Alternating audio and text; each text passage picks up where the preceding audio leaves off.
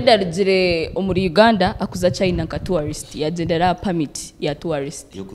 yo kuza kurambura yahikayo yashanga ba promoters ba China bamuhereza gigs zo gukora hati gigs ningashobora mu kugira ngo ije tweshongorere yeshongore kunu harana hari yafunayo promoter mo wamuhereza akarumo ko kwija kweshongoro mu mwanya Guangzhou like at is a city called Guangzhou. So yagenda omuryo go mwanya yayeshongora and it was successful. So akuza kushohora bamugera ati you are working as who? Where is your working permit? Ebyakuri biri serious think Uganda Richard tourist yamakaza stage aka performing. Actually one oshoro manga nkago wanoza za UK US nano za China washohora bakubookingere nobwo kubora book to perform konka bakubookingera mwanyogo tarumuke byako toko yongera good. Yeah, I think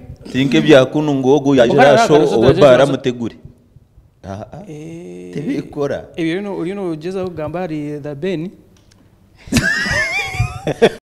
but boshire niwe bikorere nko gufantom nari babikorera cyo yarugire ka Nigeria izo mukivurunke ki then after usanga bari twara samuwe so kuri atibikwikiriza aho is performing free economy when performing aho then ukayizo kakora ki nubwo kuba maybe waza yo kuchakara oze yonywe nkabandi wayezo gende kunga kwata microphone ngo bakushashura kaletse ngo nanjire yo mu business zindi ndetse nishuburayo naza kushubura nanje nzire um business nakayo na performing anacho nje ngwata muno atecho necho chimwenke chibira kanijanga na business anything that is business related no kwa work permit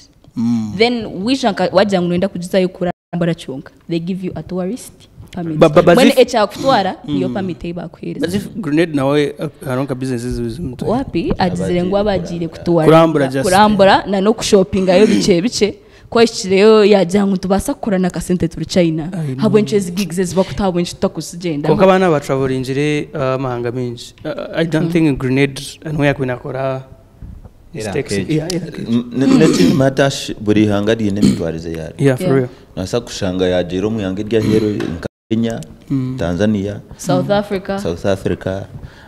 aho kushanga ngo enkora yabo very strict kongaga mahanga ga first world countries first class agamahanga za China ziya tokuguruka yo ngofe wagagwa mose okay chikacha bireho na konkani ko janguri aketwara umuntu aruzi abatari mu abin ganta tingba mwana mwijika yakari UAE ya perform ko yahize yashanga bari mu skafo naje tuwapi ashuti ne ekeri mu manager n'abandi ateka nzagatinda muri Tamazireka wiki yona riyo the same thing na varibata na wakakayo bajire Dubai nabo it was more vatuwa yakikayo yaza kurwana rumbara wachenga so ni jangu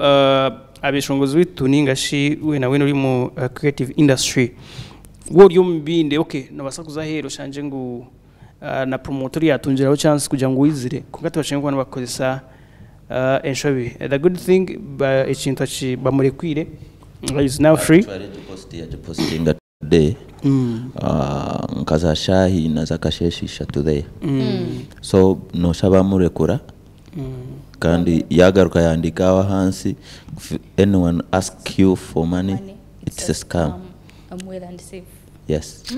okay mwenye Uganda twatwa jump injira nshwa case yesa banza kutanka kora yo guru help grenade save grenade bring him back to Uganda but abeshongozi like lockdown obutwa ubakoma omalena na was it Rema bizire Uganda akari Thames na omale akari omale na Rema I think Rema alomshira n'umukazi but all I remember Umare was one of the leading faces there aboko akaine hits birobo bwire Godly na so lo something like that obobwire aba Nigeria bakateka pressure nyinja Uganda we want our people release our people they did not come to kill the country they just came to perform their own business and everything konka wale ba Uganda grenade we bamusibire tinobe na gamba everyone was in their business abana social media bagambye twira saha na msha for the case of Omale bakamara mu kwezi like what 2 weeks or 2 1 weeks week bo bakatu I think the credit should go to abanya-Uganda bari muri China aho kwandebereho some guy arikuraje bakugira ngo bane barunda umuntu uri kumanya urujungu na China kugira ngo abayambeho bacengesa abantu kuganira na abe bushobozi kuri muri China China tense ariko izurujungu China no shanga nawaza China kushomerayo tatakumarujungu nawaza China kushomerayo the first year no kushomora China yo kubotwire yo the first year bakujisora China because tina hora shangoro jungo mbyo yo no so teka war grenade bakwatse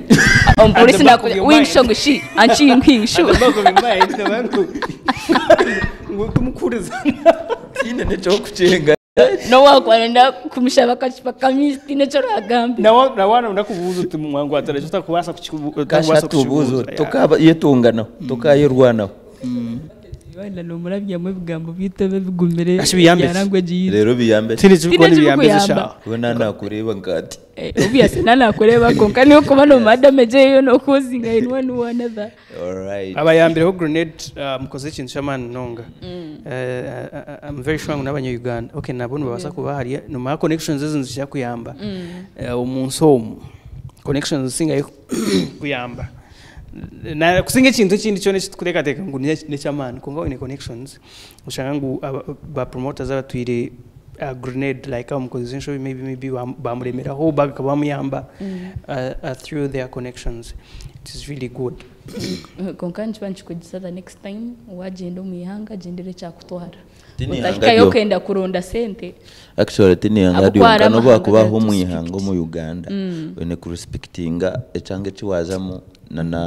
na mitwarize yacu actually ndebere nareba video anko 10 bagarukire bamubindere na station umushaje atebyo bikorere Kampala actually your performance has stopped abari MC twe bajumire 10 arabize mu DJ egari MC ya taking off yaje tunomanya echo rakore konkaba MC kabo MC ogwa actually he deserves flowers abo kwakoze ekibinji bakoremwa gukora abinje matina ku confronting abeshongozi kandi abeshongozi mbabatwaza kubi ninga atahamuko mwanya yenda bazore yabarabima mission nachi but what that MC did kibekire kirunje mununga ebinte bijere nebaho namwe no mu mwihanga actually rasti yabikabyaretaho obuzibu rwagati ya Western Uganda na Central music kugira ngo kuri yino warwe kuyakaha tia respecting etiro echi yashangaho abatabu yashangaho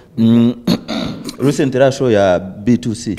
hino biye yagaruka kuchikora akarujire Kampala MC ya stage I was there backstage inichi yabe yakoraho rwagati y'inanikiri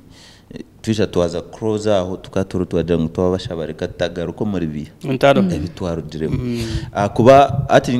nkatwanturga tukuzomahanga gahero twine kubanza twamanya tukuza tubuza bari yabitukumanyayo twatuna bitukumanya okone batwaza bata kundahike yo ninyekeze bwakore binkoro mu Uganda nasa kushanga kuri teba kwicezebwa kunywera muhanda iweke yo kwate eco kunyotandika no maka chicken shayo na no project injera no mwihanga no manya umunya-Uganda we na hari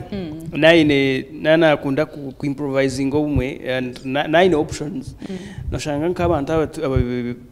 batwire okay abashye bakahereza grenade gig ushanga n'abanya-Uganda like abakutura mu nsoko kuko mbi bajya ngo ati umwanya wo kuza performinga kuri safe basa kwijira hotel mu just